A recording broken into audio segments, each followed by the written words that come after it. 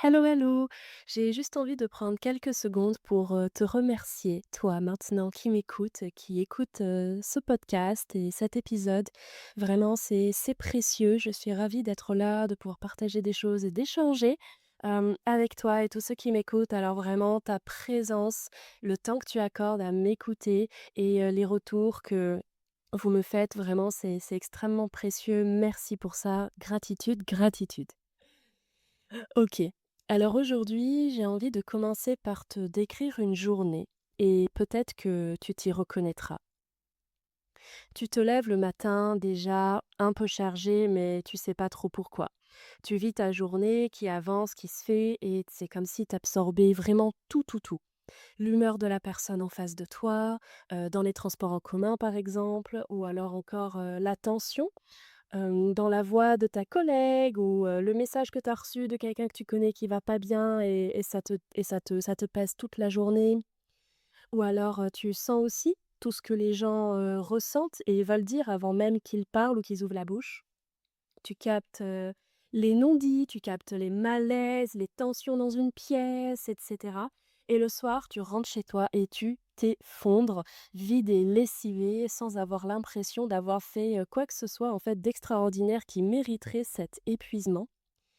Juste d'avoir vécu, entre guillemets, «une journée normale», mais en fait, une journée dans laquelle tu as absorbé tellement de choses et par-dessus cette fatigue-là que tu ressens, il y a même généralement quelque chose en plus, une sorte de petite voix, qui va te dire que tu exagères, que tu es, trop émotive, trop sensible, trop à fleur de peau et que voilà, il faudrait que tu t'endurcisses, que tu apprennes à prendre sur toi et cetera.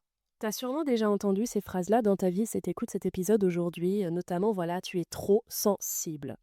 Je ne compte même plus et j'imagine que toi aussi le nombre de fois qu'on a pu me dire ça et des personnes qui ont pu exprimer à quel point elles ne comprenaient pas pourquoi tu te mettais, dans des états pareils et souvent on te dit: «Laisse couler» et le pire: «Lâche prise». Oh my god. OK. Alors aujourd'hui, j'ai vraiment envie de te parler à toi, qui te sens concerné, en tout cas à qui ça parle, ces choses que je viens de dire et donc à toi qui va ressentir les choses très, très fort, qui va te sentir, épuisé par cette sensibilité que tu peux peut-être parfois ou souvent vivre comme un fardeau. Et je veux qu'on regarde, ensemble ce que ça signifie en fait cette hypersensibilité, ce qu'il y a derrière. Parce que très longtemps personnellement, moi je me suis sentie complètement défaillante dans ma sensibilité et ça m'a fait du mal tout au long de ma vie. Ça a fait que j'ai eu beaucoup de mal à m'accepter et à me lâcher la grappe aussi. Et à vivre, ben, ma vie et le monde selon mes propres couleurs et finalement, évidemment, je vois beaucoup de gens depuis, tout ce temps que j'accompagne des personnes, qui sont dans cette même, souffrance, cette même inconfort et donc aujourd'hui, j'avais envie d'en parler et aussi, on va aborder comment poser, des limites sans culpabilité, en fait, est très important. Parce que la culpabilité vient très, très vite nous ronger et je suis sûre que tu sais de quoi je parle. Donc vraiment, ce que j'avais envie d'évoquer aujourd'hui à toi, si tu te considères sensible, hypersensible, hem, je veux vraiment dire que ça n'est ni un défaut, ni une faiblesse. L'hypersensibilité, ça n'est pas quelque chose qu'il faut corriger en soi. C'est vraiment et ça m'a vraiment aidé de le comprendre, c'est vraiment une manière différente de fonctionner qui va être en fait, disons, plus réceptive, plus poreuse et plus fine aussi, qui fait que tu vas percevoir beaucoup plus de nuances, de signaux, de détails et de profondeur, dans ton environnement, dans les interactions, comment dire? Voilà, dans les échanges entre les personnes, dans ce que tu captes des signaux qu'envoient les autres, et dans tout ce que tu vois finalement. Parce que c'est pas qu'au niveau de l'humain ou de l'interaction, ça peut être, en ville, un lieu, les énergies d'un lieu, un environnement, des sons, un niveau lumineux et cetera. Donc là où certaines personnes vont capter, entre guillemets «les grosses lignes», les gros détails évidents ou voire vont ne rien capter du tout, toi, tu vas vraiment capter tout ce qui se joue, tout ce qui est clairement visible, tout ce qu'il y a dans la couche d'en dessous et celle encore d'en dessous et ce qui arrive sur les côtés, en haut, en bas et cetera. Donc en fait, c'est pas que tu en fais trop si tu as cette hypersensibilité, C'est, plutôt que tu perçois beaucoup, beaucoup, beaucoup et que tu n'as certainement pas appris à gérer ce flux d'informations ou en tout cas appris à en prendre de la distance, du recul pour ne pas souffrir de recevoir tout le temps ces tsunamis, d'informations, énergétiques et sensorielles. Et je pense que c'est vraiment ça, le cœur du problème et ça l'a été pour moi en tout cas. C'est que quand on est très sensible, on va recevoir une quantité énorme d'informations, sensorielles et émotionnelles, notamment et c'est vraiment en continu cette réception d'infos et personne nous apprend, voilà, à filtrer ça, à se protéger et entre guillemets, bah, à fermer les vannes quoi, voilà, quand c'est nécessaire et du coup, tu tout, tout le temps, sans barrière, sans limite. Et n'importe qui, n'importe quoi qui passerait son temps à tout absorber, finirait complètement épuisé, quoi et cet épuisement, ça ne veut pas dire que tu es faible ou que tu es fragile, c'est plutôt quelque chose qui te montre que tu évolues continuellement dans un monde sans barrières. Alors que le monde dans lequel l'on vit demande, pas à ce que l'on ait des barrières pour se fermer bien sûr, mais demande à ce que l'on sache ériger, des barrières protectrices, voilà, pour se couper de ce qui n'est pas OK pour nous et de ce qui vient nous manger de l'énergie. Et hem et très souvent, et peut-être que ça va te parler là, ce que je vais te dire, il y a vraiment quelque chose de spécifique, qu'on retrouve, beaucoup chez les personnes qui sont très sensibles, hypersensibles, voilà, peu importe le vocabulaire, et qui viennent aggraver, enfin quelque chose qui vient aggraver cette fatigue-là, cette usure en fait et c'est la difficulté à distinguer ce qui t'appartient à toi au niveau de tes ressentis et ce qui va appartenir aux autres.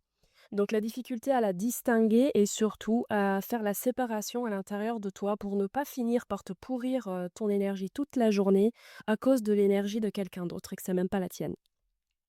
Par exemple, la tris oups par exemple, la tristesse de quelqu'un, que tu vas, porter au fond de toi comme si c'était la tienne, capter le mal-être d'une personne et te sentir responsable de devoir, la réconforter, réparer le problème, la faire sentir mieux. Donc tu absorbes, les émotions de ton entourage, les énergies de ton entourage et tu gardes ça à l'intérieur de toi et généralement, souvent, tu ne sais même pas que ce que tu ressens n'est pas lié à toi, mais à l'extérieur et si tu sais que c'est à toi, tu as du mal à t'en détacher. L'hypersensibilité, c'est vrai qu'on se retrouve à être comme des grosses éponges et des éponges qui absorbent à l'infini, sans jamais être essorées, tu vois?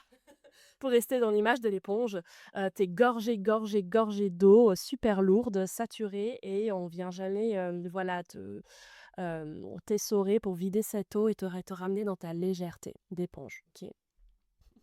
Voilà là l'exemple et donc moi ce que j'ai vraiment envie de te dire aujourd'hui, c'est que ta sensibilité, elle est précieuse en fait, elle est importante, elle n'est pas à bannir, c'est elle qui va te rendre capable, d'être profondément en lien avec tout ce qui peut se passer à l'extérieur de toi, mais aussi à l'intérieur de toi.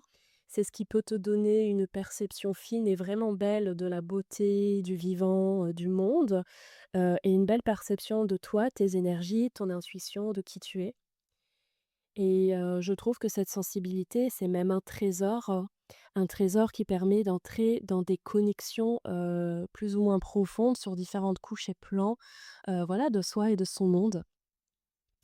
Et donc le problème, ça n'est pas la sensibilité en elle-même. Je vois tellement de partout des personnes qui vont je ne sais pas si c'est ton cas, s'identifier à travers la sensibilité, comme étant quelque chose qui est un peu comme un handicap, ou alors qui est, qui des les personnes qui vont brandir ce truc de: «Attention, ici, moi, je suis hypersensible, donc vas-y mollo avec moi». Un peu comme pour mettre les mains en avant et se protéger de ce qui pourrait arriver, un peu comme, voilà, quand on je sais pas, comme si on boitait, qu'on avait du mal à marcher et du mal à tenir debout et qu'on dirait: «Attention, fais attention à moi pour pas que je m'écroule».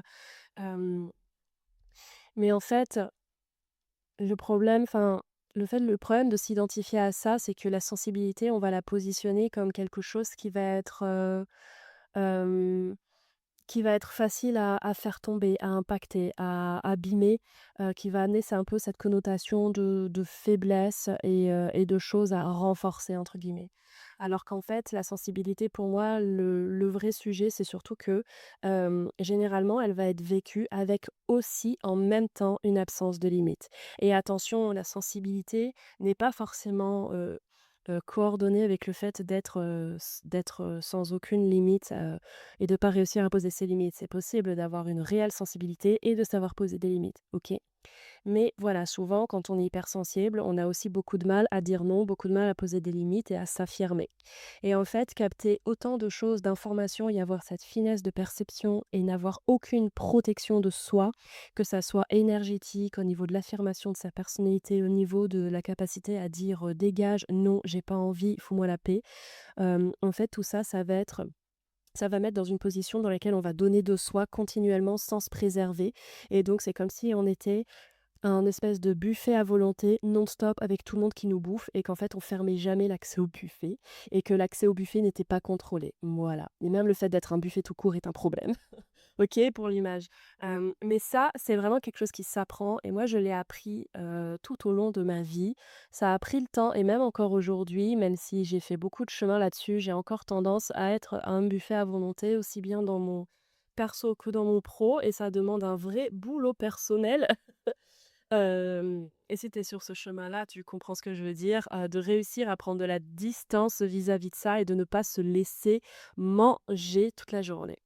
Donc du coup, c'est vrai que ces limites, finalement, elles sont hyper importantes, mais elles sont très dures à poser. Certainement que pour toi, en tout cas, probablement, si tu m'écoutes aujourd'hui, c'est que c'est pas le plus simple pour toi de poser des limites.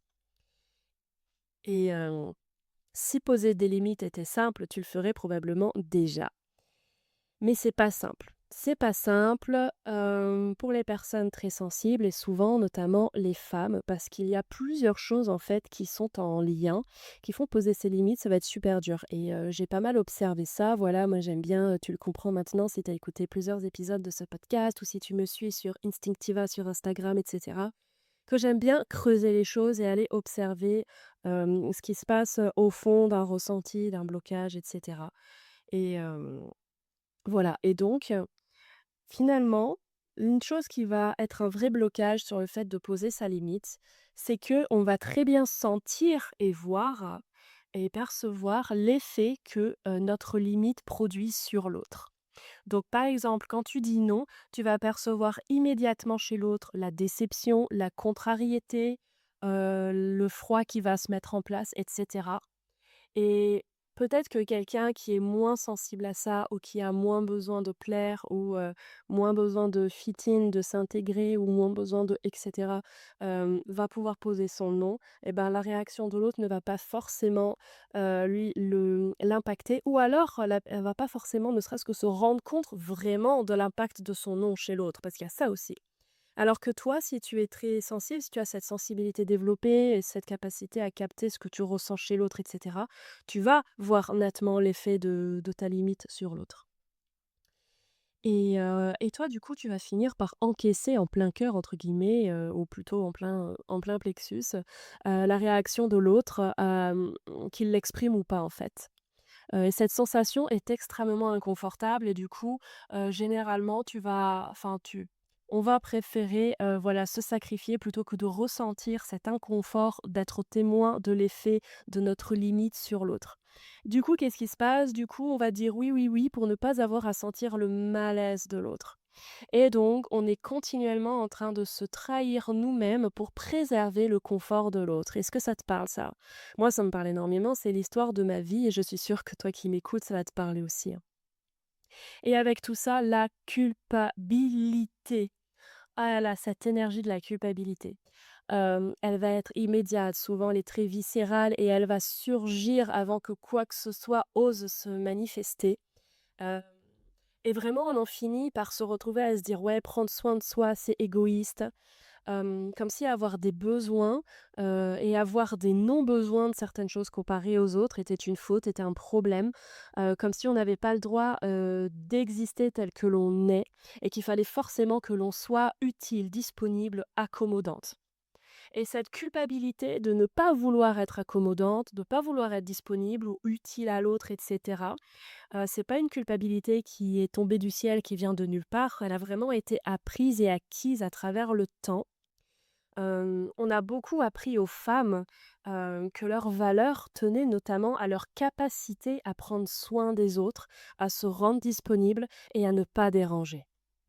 Que dire non pour une femme, en tout cas, en général, c'était vraiment risquer de ne plus être aimée.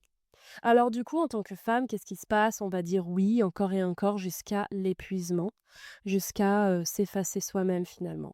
Donc il y a ça aussi qui joue beaucoup, et si tu ne l'as pas vraiment encore observé en prenant un peu de recul chez toi, la façon dont tu as été élevée, comment se comportent les femmes de ta famille, je ne peux que te recommander d'aller, voir, ce que tu en dis et ce que tu en penses. Et ensuite, l'autre énergie qui vient aussi par-dessus cette difficulté à poser ses limites, c'est la peur, du conflit, la peur du rejet, la peur de décevoir, la peur de ne plus être apprécié en fait si tu n'es pas toujours là pour tout le monde. Voilà, parce qu'encore une fois, si ta valeur est mesurée à ta capacité de prendre soin de l'autre, si tu prends moins soin de l'autre pour plus prendre soin de toi, du coup, tu perds en valeur, étrangement. Parce qu'en vrai, tu gagnes en valeur pour toi-même, mais dans ta peur du rejet ou de pas être aimé, tu vas croire que tu perds de la valeur. Et ça, c'est un vrai souci dans ce que j'ai vu, très souvent. Oh là là, si tu savais, le nombre de communications animales que j'ai pu faire au cours des années avec des animaux qui arrêtaient pas de dire à l'heure humaine de vraiment commencer à prendre soin d'elle, quitte, à décevoir ou à faire chier, sa famille et son entourage. C'est tellement ressorti, les animaux, l'invisible, les guidances, les énergies sont toujours là à nous pousser à prendre soin de nous, à oser ouvrir notre bouche pour dire stop, à oser, prendre de la distance pour s'éloigner si on a besoin ou à arrêter de faire des choses qui nous épuisent. Être toujours là pour tout le monde n'est pas, ta mission de vie, même si tu es dans le service à l'autre et cetera. Tu dois malgré tout pouvoir prendre soin de toi et tu en as tout le droit. Un lien avec une personne qui existe parce que tu t'effaces, c'est pas vraiment une connexion et en tout cas, ça n'en est pas une qui va être nourrissante pour toi. Et le lien n'est pas le problème forcément en soi, mais plutôt la façon dont on va le vivre quand on s'efface pour maintenir l'autre. Et ça, on pourrait aller très loin dans l'observation et l'approfondissement de cette notion-là. Mais en tout cas, voilà, ce que je voulais vraiment te dire avec, ces différents points-là, c'est que tu n'es pas en vrai incapable de poser tes limites si c'est quelque chose qui est difficile pour toi. Pour moi, ça a toujours été très difficile de poser mes limites et j'apprends et je m'améliore avec le temps. Hem, mais poser ses limites, c'est difficile parce qu'en fait, on a un peu cette sensation que c'est comme si poser chaque limite coûtait, 3 fois plus cher que de ne pas la poser. Parce qu'en posant la limite, du coup, on doit, déjà oser faire quelque chose qui nous fait, vivre de l'inconfort, aller au-delà d'une peur du rejet ou de pas être aimé ou de décevoir et cetera. Aller au-delà du mal-être ou de l'inconfort ou de la peur de voir l'effet de notre limite posée sur l'autre et cetera. Donc ça fait beaucoup de couches qui s'accumulent et au final, effectivement, poser une limite a l'air beaucoup plus douloureux que de ne pas le faire et qu'on se dit: «Autant subir le truc, après tout, je suis habituée», n'est-ce pas? Je sais pas si tu t'es déjà fait cette réflexion, mais moi très souvent.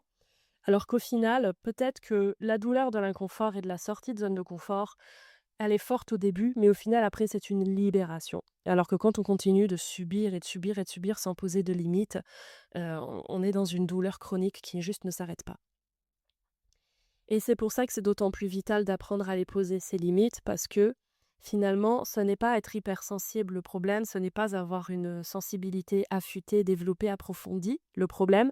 Le problème, ça va être d'avoir une sensibilité qui n'est pas protégée, encadrée, affirmée finalement avec des limites et du coup, cette sensibilité peut être, source de destruction, de mal-être, pour nous, mais pas parce qu'elle est elle-même un problème, parce qu'elle n'est pas protégée par les limites qu'elle devrait avoir pour permettre de limiter les flux, limiter ce qu'on absorbe, limiter tout ce dont on a besoin de se limiter, quoi.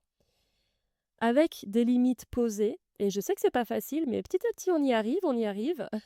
Avec des limites posées, cette sensibilité, elle devient, vraiment un don, que l'on peut avoir sans forcément que ça nous épuise, que ça nous ronge jusqu'au fond de l'âme, quoi.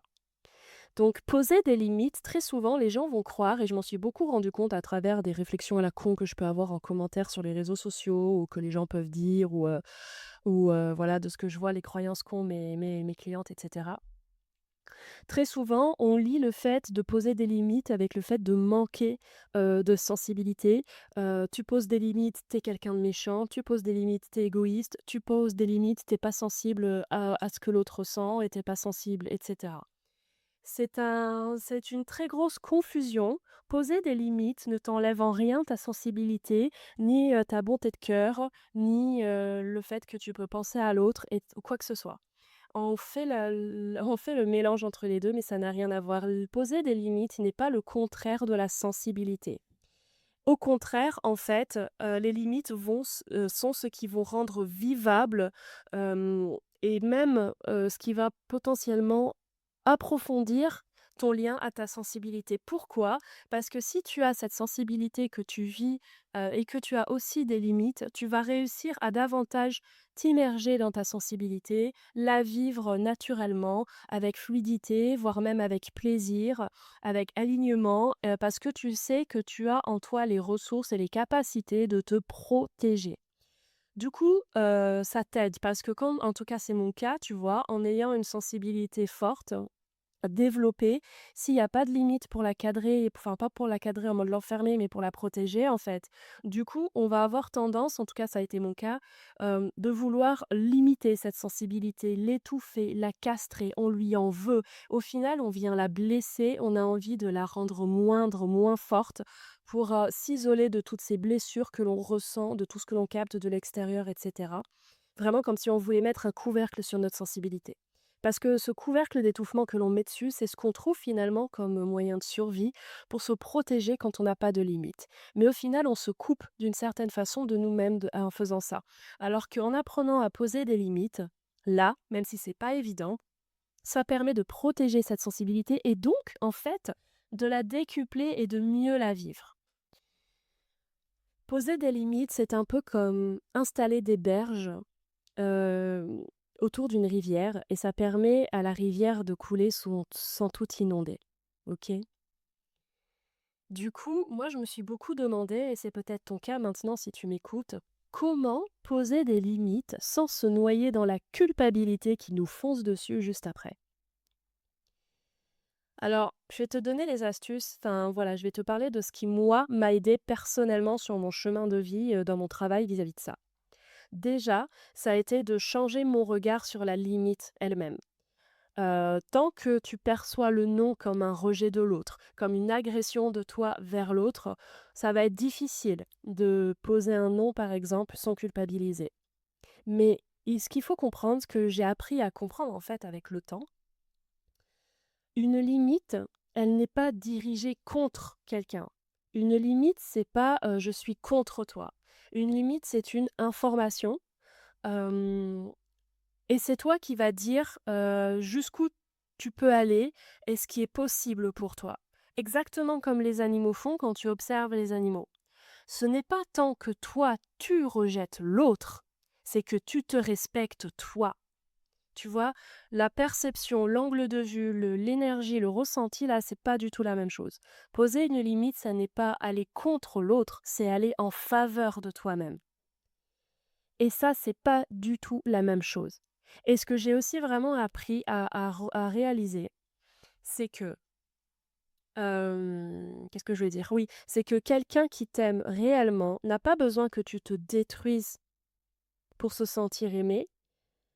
Donc, une limite posée avec clarté, c'est un acte de respect et d'amour envers toi-même et aussi envers la relation que tu peux avoir, par exemple, si là on parle de ça avec une personne. Parce qu'une relation, dans la justesse et l'accueil de l'autre, elle va se construire dans ce qui est juste pour chacun et pas sur l'effacement de l'un ou de l'autre. OK? Donc poser tes limites n'est pas toi qui es contre le monde entier. Poser tes limites, c'est toi qui es là pour toi-même. Et le reste, la façon dont les autres vont prendre ou pas les limites que tu poses, ça ne t'appartient pas. Ça ne te concerne pas. Voilà.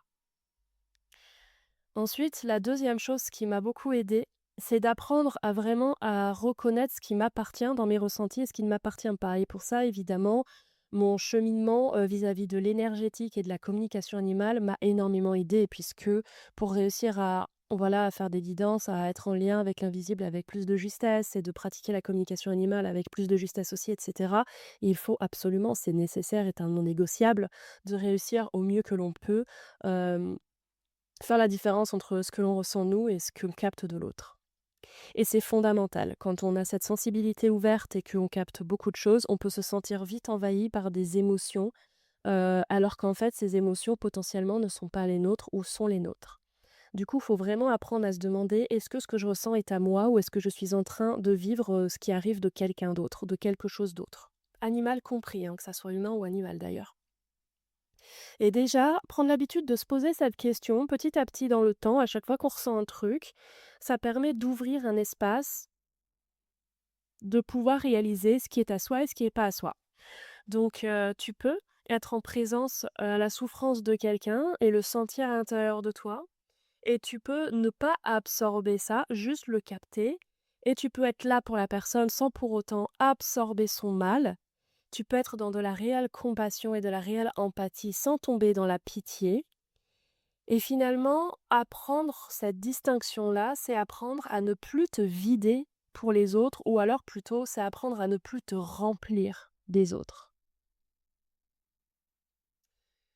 Ensuite, ce que j'avais aussi envie d'ajouter là, j'y pense, ça me vient, vis-à-vis de la culpabilité.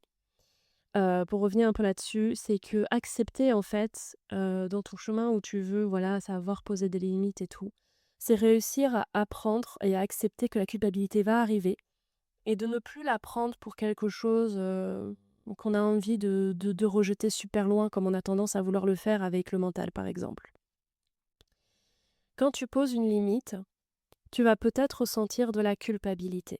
Généralement, c'est facilement inévitable au début, et cette culpabilité que tu ressens, ça veut pas dire que tu gères mal les choses, que, sur ton cheminement de réussir à t'affirmer et à poser tes limites, tu es en train de tout foirer, pas du tout. La culpabilité qui arrive, elle te montre en fait dans cette circonstance-là, quand tu es en train de poser un non et cetera, elle te montre que tu es en train d'essayer, que tu es en train de faire un pas pour poser tes limites. Et le travail là-dedans finalement, c'est de ne pas t'obstiner à absolument vouloir éradiquer la culpabilité, de ton cheminement, de tes ressentis. Parce que après tout, elle représente beaucoup, l'inconfort du changement que tu mets en place et je te dis ça parce que, étant beaucoup passée par là, notamment avec les personnes que j'accompagne, attendre, attendre de ne plus culpabiliser pour poser ses limites, souvent, ça veut dire que les limites, bah, tu les poseras jamais. Voilà. Le travail en lui-même, à ce niveau-là, c'est pas de supprimer la culpabilité avant d'agir, c'est d'agir malgré la culpabilité. C'est un peu comme la peur, en fait. Et ensuite, elle va se dissiper dans le temps, l'expérience, et quand tu vas te rendre compte qu'en fait, le soleil continue de se lever, même quand tu poses une limite. Et quand tu vas constater que le monde ne s'est pas écroulé, quand tu vas au-delà de ta culpabilité et de ta peur, finalement, c'est là où, avec l'expérience, petit à petit, en répétant ce travail-là, tu vas gagner en fluidité et en facilité pour poser tes limites et aller au-delà de tes peurs et de ta culpabilité. Vraiment. Et ça marche, après tout, enfin, en tout cas, de mon côté, c'est vraiment ce que j'ai vécu. Je me suis dit: «Tu savais quoi? Fuck it. Si je ressens de la culpabilité, tant pis, si j'ai peur de ça, tant pis, s'il arrive ça en conséquence de ce que je dis, tant pis et on verra». Et au final, voilà, on voit que le monde s'écroule pas et puis maintenant c'est beaucoup plus facile pour moi, de poser mes limites. Donc c'est un chemin qui s'apprend, mais il est possible, je vous jure qu'il est possible. Et enfin, forcément, en abordant, ce sujet, je ne peux que parler de quelque chose qui est très important, qui va être d'apprendre, avec cette sensibilité, d'apprendre à se recharger et à s'essorer, si je puis dire, comme une éponge. Voilà, pour venir sur ce super, super, et cette superbe image de l'éponge. Parce que même avec les meilleures, limites du monde, posées super bien et cetera, tu étais au top et tout, tu as quand même besoin de moments pour décharger ce que tu as pu absorber, et du temps pour te recharger, récupérer de l'énergie et te faire du bien et très souvent, ça va se manifester par du temps en solitude, par du silence, du contact avec la nature, avec les animaux ou le vivant. Et ça, c'est pas un luxe, hein, c'est vraiment important et je le dis, mais je suis la première très mauvaise élève avec ça. J'oublie très souvent de me recharger et et c'est vrai que, voilà, souvent on se rend pas compte à quel point on peut être, envahi de ce qu'on capte des autres et de l'extérieur et comment on peut être plein et qu'on a besoin de s'essorer ou alors à quel point on a besoin de se recharger. Mais en fait, ces temps-là de recharge, c'est pas du luxe.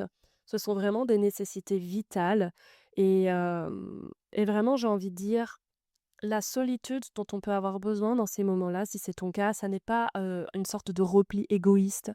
C'est juste une façon de se vider du trop-plein pour pouvoir revenir à toi-même sans déborder continuellement et ça, c'est hyper important.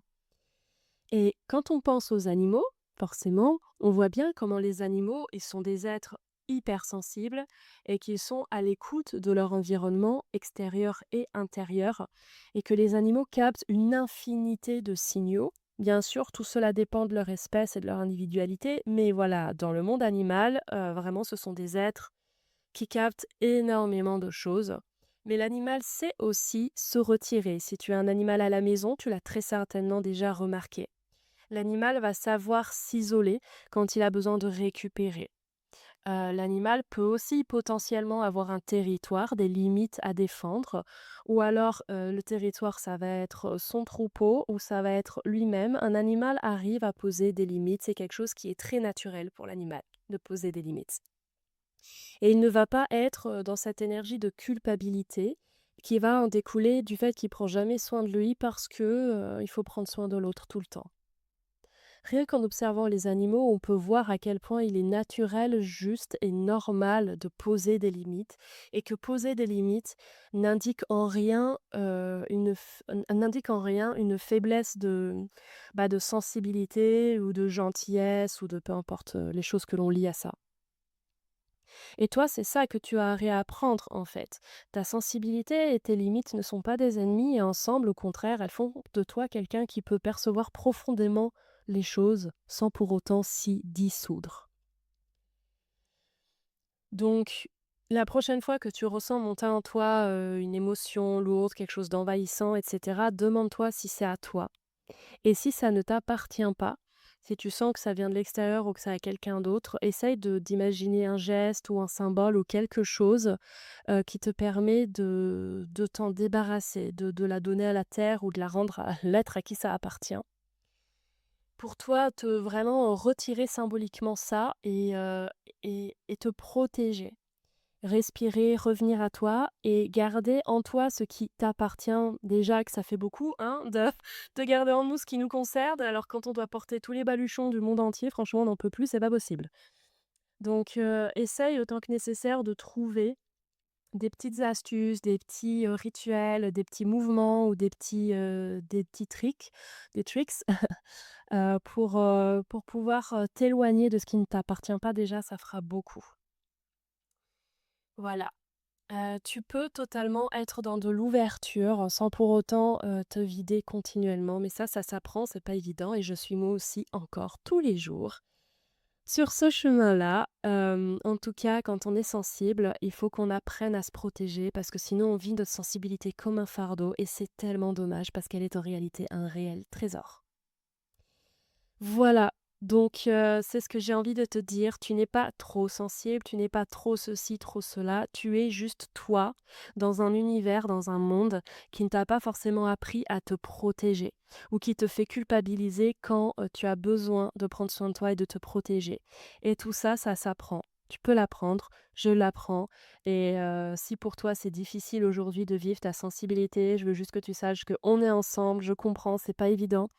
Mais avec tout ce que j'ai, évoqué aujourd'hui, je pense que si tu prends le temps de te poser quelques questions, de t'observer et d'oser d'aller au-delà de la culpabilité, de la peur, tu vas réussir à avancer petit à petit, créer des protections autour de ta sensibilité et tu verras que avec le temps, ça deviendra moins souffrant.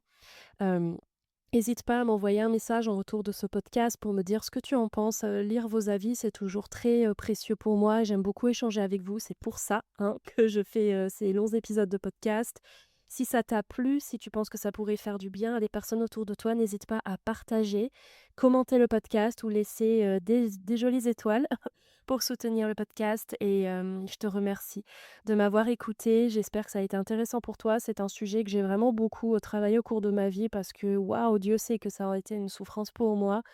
Donc ne lâche rien, ce n'est pas une fatalité. On n'a pas à souffrir de notre sensibilité toute notre vie. Au contraire, en fait, c'est vraiment une invitation à apprendre à nous aimer, à nous respecter et à nous affirmer. Voilà, je te laisse là-dessus. Je te souhaite une belle fin de semaine et je te dis à la semaine prochaine.